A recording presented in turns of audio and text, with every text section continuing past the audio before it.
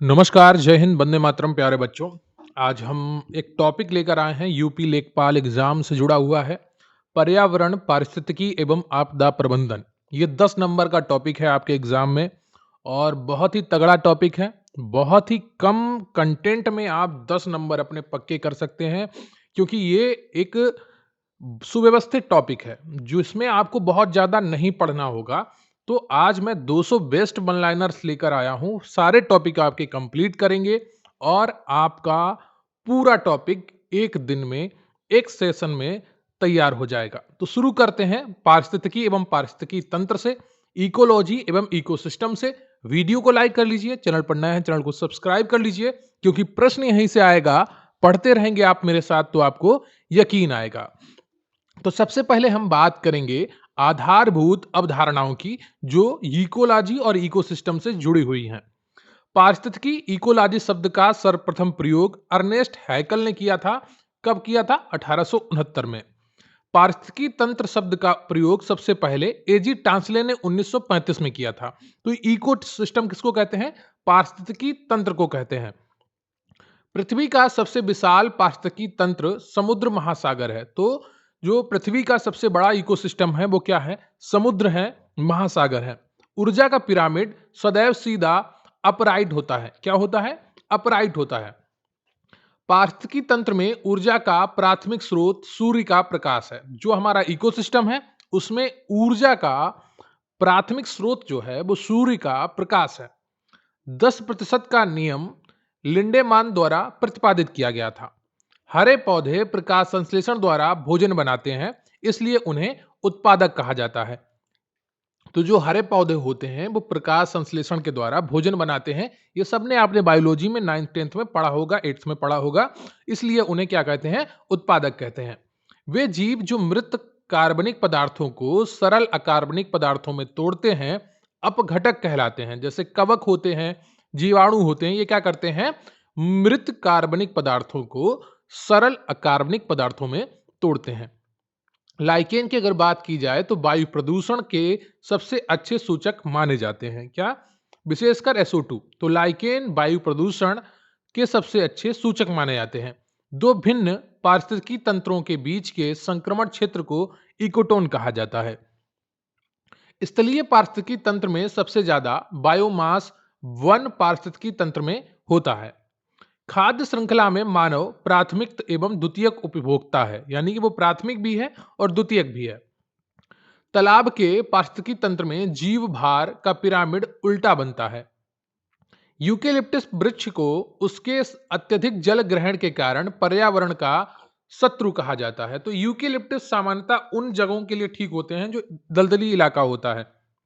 इनकी जड़ें काफी नीचे तक जाती हैं और नीचे से पानी खींच लेती हैं। इसलिए जहां पर जल का जो स्तर है, भूजल स्तर है, अगर नीचा हो तो वहां पर यूकेलिप्टस सामान्यतः वृक्ष नहीं लगाने चाहिए। पृथ्वी के चारों ओर गैसों के समूह को वायुमंडल कहते हैं। अब हम बात करेंगे महत्वपूर्ण चक्र एवं घटक की। नाइट्रोजन स्थिरीकरण करने वाला जीवाणु राइजोबियम है जो दलहनी फसलों की जड़ों में पाया जाता है। वायुमंडल में सबसे अधिक मात्रा में पाई जाने वाली गैस नाइट्रोजन है जो लगभग 78% है। कार्बन चक्र में जीवाश्म ईंधन का जलना कार्बन डाइऑक्साइड को वापस वातावरण में छोड़ता है। फास्फोरस चक्र एक अवसादी चक्र है। प्रकाश संश्लेषण की क्रिया में पौधे CO2 ग्रहण करते हैं और O2 छोड़ते हैं। बहुत सामान्य सी बात है, आप सभी को पता होगी। पारिस्थितिकी तंत्र में तत्वों के चक्रण को जैव भू रासायनिक चक्र कहते हैं। क्या? पारिस्थितिकी तंत्र में तत्वों के चक्रण को जैव भू रासायनिक चक्र कहते हैं। Biochemical cycle. गहन पारिस्थितिकी डीप इकोलॉजी शब्द के जनक अर्निस्ट नेस हैं जिन्होंने ये 1973 में दिया था। मरुस्थल में उगने वाले पौधों को जीरोफाइट्स कहा जाता है। तो मरुस्थल में जो पौधे उगते हैं उनको क्या कहते हैं? जीरोफाइट्स कहते हैं। लवड़ियां जल में उगने वाले पौधों को हेलोफाइट्स कहते हैं। घास स्थलीय परितंत्र में संख्या का पिरामिड सीधा होता है। अब हम बात करेंगे जैव विविधता एवं संरक्षण की, बायोडायवर्सिटी एवं कंजर्वेशन की। जैव विविधता जिसको बायोडायवर्सिटी कहते हैं, शब्द का प्रयोग सर्वप्रथम WG रोजन ने 1985 में किया था। विश्व में सर्वाधिक जैव विविधता उष्णकटिबंधीय वर्षा वनों में पाई जाती है, ट्रॉपिकल रेन फॉरेस्ट। भारत में सर्वाधिक जैव विविधता पश्चिमी घाट, वेस्टर्न घाट्स और पूर्वी हिमालय में पाई जाती है, क्योंकि यहाँ पर वर्षा भी होती है और मौसम भी उष्णकटिबंधीय रहता है। सात घाटी, साइलेंट वैली, जिसको शांत घाटी कहते हैं, केरल में स्थित है, जो अपनी जैव विविधता के लिए प्रसिद्ध है। तो शांत घाटी या साइलेंट वैली केरल में स्थित है। अंतरराष्ट्रीय जैव विविधता दिवस प्रतिवर्ष 22 मई को मनाया जाता है। इंपॉर्टेंट है, याद करके जाइएगा, आपके एग्जाम में देखने को मिल सकता है। रेड डेटा बुक आईयूसीएन द्वारा जारी की जाती है, जिसमें संकटग्रस्त प्रजातियों का विवरण होता है। रेड डेटा बुक में संकटापन्न जीवों को गुलाबी पृष्ठों पर दर्शाया जाता है। भारत में जैव विविधता अधिनियम वर्ष 2002 में पारित किया गया था। राष्ट्रीय जैव विविधता प्राधिकरण का मुख्यालय चेन्नई में स्थित है। हॉट स्पॉट शब्द की अवधारणा नॉर्मन मायरस ने दी थी। जो हॉट स्पॉट शब्द है, इसकी अवधारणा नॉर्मन मायरस ने दी थी। भारत में कुल 4 जैव विविधता इस हॉटस्पॉट हैं: हिमालय, इंडो बर्मा, सूडालैंड और पश्चिमी घाट। काजीरंगा राष्ट्रीय उद्यान असम एक सींग वाले गैंडे के लिए प्रसिद्ध है। इन सीटू संरक्षण का अर्थ है जीवों का उनके प्राकृतिक आवास में ही संरक्षण करना। जैसे नेशनल पार्क बनाए जाते हैं, तो इन सीटू संरक्षण उसको कहते हैं। एक्स सीटू संरक्षण में जीवों को उनके प्राकृतिक आवास से बाहर संरक्षित किया जाता है, जैसे चिड़ियाघर, जीन बैंक। तो यह क्या कहलाता है? एक्स सीटू कहलाता है। भारत का सबसे पहला राष्ट्रीय उद्यान Jim Corbett heli national park, जो उत्तराखंड में है, और अब इसका जो नया नाम है वो रामगंगा नेशनल पार्क कर दिया गया है, तो ये ध्यान रखिएगा। Floating national park Keibul Lamjao Manipur की लोकटक झील में स्थित है। भारत का सबसे बड़ा बायोस्फीयर रिजर्व कच्छ का रण गुजरात है। प्रोजेक्ट टाइगर की शुरुआत 1973 में की गई थी। प्रोजेक्ट एलिफेंट की शुरुआत 1992 में हुई थी। गिद्ध संरक्षण परियोजना गिद्धों की मृत्यु का कारण बनने वाली दवा डाइक्लोफेनॉक पर प्रतिबंध लगाने से संबंधित है। भारत का जलीय राष्ट्रीय जीव गंगा डॉल्फिन है, जिसे 2009 में घोषित किया गया था। कछुआ संरक्षण परियोजना 1975 में शुरू की गई थी। वेटलैंड्स आर्द्र भूमि के संरक्षण के लिए रामसर कन्वेंशन 1971 में ईरान में हुआ था। तो वर्तमान में दिसंबर 2025 तक भारत में रामसर स्थलों की कुल संख्या 96 हो गई है। यहां पर 80 गलत लिखा है, ध्यान रखिएगा, मैं इसको करेक्ट कर दूंगा और ये डेटा अपडेट कर दूंगा। तो टोटल अभी 96 है भारत में कुल रामसर स्थल। अब हम बात करेंगे प्रदूषण एवं जलवायु परिवर्तन की, पॉल्यूशन एंड क्लाइमेट चेंज। वायु प्रदूषण का सबसे मुख्य कारक कार्बन मोनोऑक्साइड है, जो वाहनों से निकलती है। ग्रीन हाउस गैसों की संकल्पना जोसेफ फोरियर ने दी थी। प्रमुख ग्रीन हाउस गैसें हैं CO2, methane CH4, nitrous oxide N2O और जल वाष्प। ग्लोबल वार्मिंग के लिए सबसे अधिक जिम्मेदार gas carbon die oxide CO2 है। ओजोन परत वायुमंडल के समताप मंडल में पाई जाती है। ओजोन परत सूर्य से आने वाली हानिकारक पैरावैगनिक किरणों UV रेज को रोकती है। ओजोन परत की मोटाई मापने की इकाई डाबसन है। ओजोन छिद्र सर्वाधिक अंटार्कटिका के ऊपर देखा गया है। ओजोन परत को नुकसान पहुंचाने वाली प्रमुख गैस CFC क्लोरोफ्लोरोकार्बन है। अम्ल वर्षा के लिए मुख्य रूप से सल्फर डाइऑक्साइड SO2 और नाइट्रोजन ऑक्साइड NO2 जिम्मेदार है। ताजमहल का रंग पीला पड़ने का प्रमुख कारण अम्ल वर्षा है। ठीक है। मथुरा रिफाइनरी का प्रदूषण। कृत्रिम वर्षा के लिए सिल्वर आयोडाइड का प्रयोग किया जाता है। जल प्रदूषण को मापने के लिए BOD बायोकेमिकल ऑक्सीजन डिमांड परीक्षण किया जाता है। ध्वनि प्रदूषण की तीव्रता डेसिबल dB में मापी जाती है। ग्रीन मफलर ध्वनि प्रदूषण को नियंत्रित करने से संबंधित है। भोपाल गैस त्रासदी 1984 में मिथाइल आइसोसाइनेट गैस का रिसाव हुआ था। पारे से युक्त जल पीने से मीना माता रोग हो जाता है। कैडमियम प्रदूषण से इटाई रोग होता है। पेयजल में नाइट्रेट की अधिकता से बच्चों में ब्लू बेबी सिंड्रोम रोग होता है। आर्सेनिक द्वारा जल प्रदूषण सर्वाधिक पश्चिम बंगाल में पाया जाता है। धुंध, धुआं और कोहरे का मिश्रण है। इंडोर वायु प्रदूषण में सबसे खतरनाक गैस रेडॉन होती है। फ्लाई ऐश का प्रदूषण मुख्यतः ताप विद्युत संयंत्रों से उत्पन्न होता है। भारत में प्लास्टिक अपशिष्ट प्रबंधन नियम को सख्त किया गया है, जिसके तहत सिंगल यूज प्लास्टिक प्रतिबंधित है। राष्ट्रीय हरित अधिकरण एनजीटी की स्थापना 2010 में हुई थी। अब हम बात करेंगे कानून, सम्मेलन एवं यूपी विशेष प्रमुख अधिनियम। भारतीय वन्यजीव संरक्षण अधिनियम 1972 में पारित हुआ। जल प्रदूषण निवारण एवं नियंत्रण अधिनियम 1974 में लागू हुआ। वन संरक्षण अधिनियम 1980 में बना। वायु प्रदूषण निवारण एवं नियंत्रण अधिनियम 1981 में आया था। पर्यावरण संरक्षण अधिनियम, छाता विधान जिसको कहते हैं, 1986 में पारित किया गया। ध्वनि प्रदूषण विनियमन और नियंत्रण अधिनियम 2000 में बना था। ऊर्जा संरक्षण अधिनियम 2001 में लागू हुआ। अनुसूचित जनजाति और अन्य पारंपरिक वन निवासी वन अधिकारों की मान्यता अधिनियम 2006 में आया था। राष्ट्रीय गंगा नदी बेसिन प्राधिकरण का गठन 2009 में हुआ, जिसके अध्यक्ष प्रधानमंत्री होते हैं। कंपा फंड का संबंध वनीकरण से है। अब हम बात करेंगे प्रमुख अंतरराष्ट्रीय सम्मेलन, इंटरनेशनल समिट्स जो आपके पर्यावरण पे होती हैं या हुई हैं। प्रथम मानव पर्यावरण सम्मेलन स्टॉकहोम 1972 में आयोजित हुआ था। बहुत इंपॉर्टेंट है, बार बार पूछा गया है। कमेंट बॉक्स में बताइएगा स्टॉकहोम कहाँ की राजधानी है। यूएनईपी संयुक्त राष्ट्र पर्यावरण कार्यक्रम का मुख्यालय नैरोबी, केन्या में है। मॉन्ट्रियल प्रोटोकॉल 1987 ओजोन परत के संरक्षण से संबंधित है। पहला पृथ्वी शिखर सम्मेलन रियो डी जेनेरियो में हुआ था 1992 में। एजेंडा 21 का संबंध सतत विकास से है, सस्टेनेबल डेवलपमेंट से है। किससे है? सतत विकास से है। क्योटो प्रोटोकॉल 1997 ग्रीन हाउस गैसों की उत्सर्जन को कम करने से संबंधित है। अंतरराष्ट्रीय सौर गठबंधन आईएसए का मुख्यालय गुरुग्राम, भारत में है। इसका जो स्थापना है वो फ्रांस और भारत ने मिलकर की थी और अब इसमें काफी सारे देश सम्मिलित हो चुके हैं।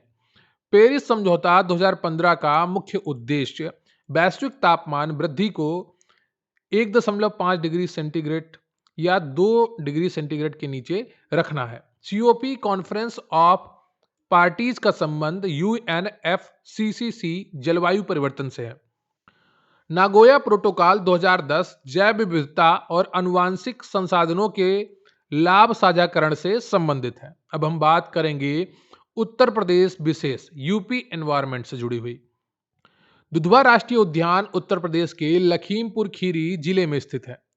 चंद्रप्रभा वन्यजीव अभ्यारण्य यूपी के चंदौली जिले में है। यूपी का सबसे पुराना अभ्यारण्य है जो 1957 में स्थापित हुआ था।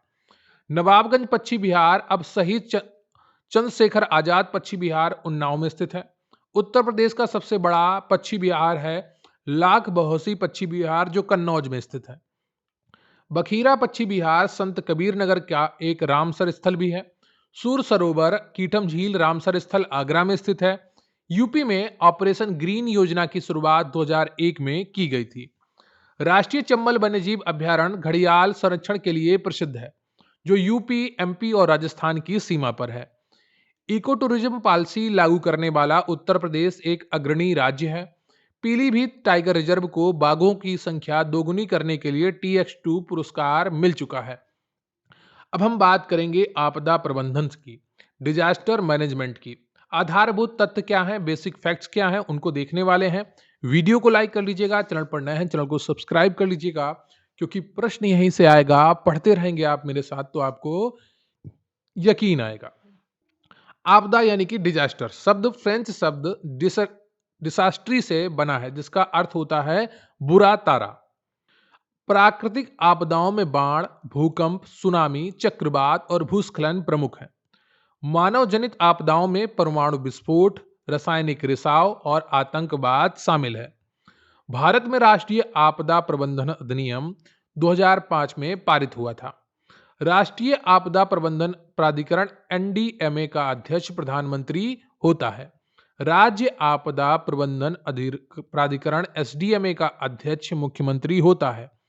जिला आपदा प्रबंधन प्राधिकरण डीडीएमए का अध्यक्ष जिलाधिकारी होता है, जिसको डीएम कहते हैं, डिस्ट्रिक्ट मजिस्ट्रेट। राष्ट्रीय आपदा मोचन बल एनडीआरएफ का गठन 2006 में किया गया था। भारत के कुल भूभाग का लगभग 59% क्षेत्र भूकंप संभावित है। भूकंप की तीव्रता मापने का यंत्र सिस्मोग्राफ है। भूकंप की तीव्रता रिएक्टर स्केल पर मापी जाती है। सुनामी जापानी भाषा का शब्द है जिसका अर्थ बंदरगाह की लहरें हैं। भारतीय सुनामी प्रारंभिक चेतावनी केंद्र हैदराबाद में स्थित है। बाढ़ प्रबंधन के लिए भारत में केंद्रीय जल आयोग सीडब्ल्यूसी सर्वोच्च तकनीकी संस्था है। चक्रवात के केंद्र को आंख कहा जाता है जहां मौसम शांत होता है। अब हम बात करेंगे आपदा न्यूनीकरण एवं प्रबंधन, मिटिगेशन एंड मैनेजमेंट। आपदा प्रबंधन चक्र के चरण हैं, जैसे रोकथाम प्रिवेंशन, समन यानी कि मिटिगेशन, तैयारी यानी कि प्रिपेयर्डनेस, और प्रतिक्रिया यानी कि रिस्पांस, और पुनर्प्राप्ति यानी कि रिकवरी। ये आपदा प्रबंधन के चक्र के चरण हैं। क्या? रोकथाम, समन, तैयारी, प्रतिक्रिया और पुनर्प्राप्ति। अंतर्राष्ट्रीय आपदा न्यूनीकरण दिवस 13 अक्टूबर को मनाया जाता है। ध्यान रखिएगा, अंतर्राष्ट्रीय आपदा न्यूनीकरण दिवस 13 अक्टूबर को मनाया जाता है। सेंडाई फ्रेमवर्क का संबंध आपदा जोखिम न्यूनीकरण से है। भारत में सूखा प्रबंधन की जिम्मेदारी कृषि मंत्रालय की होती है। भूस्खलन की घटनाएं सर्वाधिक हिमालयी क्षेत्र में होती हैं। वनाग्नि को रोकने के लिए फायर लाइन बनाई जाती है। नाभिकीय आपदा से बचाव के लिए पोटेशियम आयोडाइड की गोलियां बांटी जाती हैं। जैविक आपदा के उदाहरण कोविड-19, इबोला और स्वाइन फ्लू हैं। आपदा मित्र योजना का उद्देश्य सामुदायिक स्वयंसेवकों को आपदा प्रतिक्रिया के लिए प्रशिक्षित करना है। राष्ट्रीय आपदा प्रबंधन संस्थान एनआईडीएम नई दिल्ली में स्थित है। अब हम बात करेंगे महत्वपूर्ण दिवस एवं विविध मिसलेनियस वन लाइनर्स की। विश्व वानिकी दिवस 21 मार्च, विश्व जल दिवस 22 मार्च, विश्व पृथ्वी दिवस 22 अप्रैल, विश्व पर्यावरण दिवस 5 जून, विश्व ओजोन दिवस 16 सितंबर को मनाया जाता है, विश्व प्रकृति संरक्षण दिवस 28 जुलाई, राष्ट्रीय प्रदूषण नियंत्रण दिवस 2 दिसंबर भोपाल गैस त्रासदी की याद में मनाया जाता है। सुंदरबन पश्चिम बंगाल मैंग्रोव वनों के लिए विश्व प्रसिद्ध है। चिपको आंदोलन 1973 के प्रणेता सुंदरलाल बहुगुणा थे, जो उत्तराखंड चमोली में हुआ था। एपिको आंदोलन कर्नाटक में हुआ था 1983 में, जिसके नेतृत्वकर्ता पांडुरंग हेगड़े थे। नर्मदा बचाओ आंदोलन के प्रमुख नेत्री मेधा पाटकर हैं। साइलेंट स्प्रिंग पुस्तक की लेखिका रसेल कार्सन है, जो कीटनाशकों के दुष्प्रभाव पर आधारित है। रेड डाटा बुक में एक्सीटेंट का अर्थ है जो जीव पिछले 50 वर्षों से अपने प्राकृतिक आवास में नहीं देखा गया। भारत का पहला कार्बन न्यूट्रल जिला माजुली असम बनने की दिशा में है। कुनो नेशनल पार्क मध्य प्रदेश में हाल ही में चीतों को पुनर्स्थापित किया गया है। उत्तर प्रदेश में बाढ़ से सर्वाधिक प्रभावित क्षेत्र पूर्वी उत्तर प्रदेश है। एनडीआरएफ का ध्येय वाक्य आपदा सेवा सदैव है। भारत में सुनामी चेतावनी प्रणाली 2007 में शुरू की गई थी। लू उत्तर भारत में गर्मियों में चलने वाली गर्म और शुष्क स्थानीय हवा है, जिसे एक प्रकार की मौसम आपदा माना जाता है। सतत विकास लक्ष्य एसडीजी की कुल संख्या 17 है, जिन्हें 2030 तक प्राप्त करना है। अब हम बात करेंगे सतत कृषि एवं नवीन समसामयिकी की। मृदा स्वास्थ्य कार्ड सॉइल हेल्थ कार्ड योजना 19 फरवरी 2015 को राजस्थान सूरतगढ़ से शुरू हुई थी, पर यह सही तरीके से लागू नहीं हो पाई। कुछ जो विभाग के व्यक्ति हैं, कर्मचारी हैं, अधिकारी हैं, वो सही से काम नहीं करते हैं, और किसान भी इसमें कुछ सही तरीके से जानकारी नहीं प्राप्त कर पाते हैं। भारत का प्रथम पूर्ण जैविक राज्य सिक्किम है। भारत में हरित क्रांति ग्रीन रिवॉल्यूशन के जनक एमएस स्वामीनाथन थे, जिनका हाल ही में निधन हुआ। बर्मी कंपोस्ट बनाने में केचुओं का उपयोग होता है, जिसे किसान का मित्र कहते हैं। उत्तर प्रदेश का राजकीय वृक्ष अशोक सीता अशोक है। उत्तर प्रदेश का राजकीय पक्षी सारस है। उत्तर प्रदेश का राजकीय पुष्प पलाश टेसु है। उत्तर प्रदेश का राजकीय पशु बारहसिंगा है। भारत के जल पुरुष राजेंद्र सिंह को कहा जाता है। भारत के वन पुरुष जादव पायेंग हैं। World man of India Salim Ali को कहा जाता है। ई कचरा प्रबंधन नियम 2016 में लागू किए गए थे। प्लास्टिक खाने वाले बैक्टीरिया का नाम आयोडियोनोएला सकाइंसिस है। मिशन लाइव का शुभारंभ पीएम मोदी ने केवड़िया गुजरात से किया था, जिसका अर्थ पर्यावरण के लिए जीवन शैली है। ब्लू बेबी सिंड्रोम पानी में नाइट्रेट की अधिकता से होता है। अम्ल वर्षा का पीएच मान 5.6 से कम होता है। ग्रेट इंडियन बस्टर्ड गोड़ावन मुख्य रूप से राजस्थान के मरु उद्यान में पाया जाता है और यह गंभीर रूप से संकटग्रस्त है। अमृता देवी बिश्नोई ने खिचड़ी वृक्षों की रक्षा के लिए 1730 में बलिदान दिया था। राष्ट्रीय डॉल्फिन दिवस प्रतिवर्ष 5 अक्टूबर को मनाया जाता है। टाइगर स्टेट का दर्जा मध्य प्रदेश को प्राप्त है। शून्य बजट प्राकृतिक खेती के प्रणेता सुभाष पालेकर हैं। झूम खेती पूर्वोत्तर भारत में प्रचलित एक काटो और जलाओ कृषि पद्धति है। समुद्र के वर्षा वन प्रवाल भित्तियों को कहा जाता है। तो जो समुद्र के वर्षा वन किसे कहते हैं? प्रवाल भित्तियों को कहते हैं, कोरल रीफ्स को कहते हैं। सुपोषण जल में पोषक तत्वों की वृद्धि की प्रक्रिया है, जिससे शैवाल प्रस्फुटन होता है। वाहनों से निकलने वाले धुओं में मौजूद लेड केंद्रीय तंत्रिका तंत्र को नुकसान पहुंचाते हैं। BS6 भारत स्टेज 6 मानक वाहनों से होने वाले वायु प्रदूषण को कम करने से संबंधित है। हाथी को भारत का राष्ट्रीय विरासत पशु 2010 में घोषित किया गया था। तो जो हाथी है उसको भारत का राष्ट्रीय विरासत पशु 2010 में घोषित किया गया। विश्व गैंडा दिवस 22 सितंबर को मनाया जाता है। विश्व गौरैया दिवस 20 मार्च को मनाया जाता है। विश्व मृदा दिवस 5 दिसंबर को मनाया जाता है। अंतरराष्ट्रीय सौर गठबंधन की स्थापना भारत और फ्रांस ने मिलकर कॉप 2021 में की थी। कार्बन क्रेडिट की अवधारणा क्योटो प्रोटोकॉल से उत्पन्न हुई। क्योटो प्रोटोकॉल जापान के तहत 6 प्रमुख ग्रीन हाउस गैसों को नियंत्रित करने का लक्ष्य रखा गया था। मॉन्ट्रियल प्रोटोकॉल में किंगाली संशोधन HFC हाइड्रोफ्लोरोकार्बन को कम करने के लिए किया गया है। वन्यजीव अवधारणा वन्यजीव अपराध नियंत्रण ब्यूरो WCCB का मुख्यालय नई दिल्ली में है। तो वन्यजीव अपराध नियंत्रण ब्यूरो का मुख्यालय कहां पर है? नई दिल्ली में है। भारत में मैंग्रोव वन का सर्वाधिक क्षेत्रफल पश्चिम बंगाल में है। उसके बाद गुजरात का स्थान आता है, याद रखिएगा। लायन टेल्ड मकाक पश्चिमी घाट का स्थानिक जीव है, विशेषकर शांत घाटी में यह रहता है।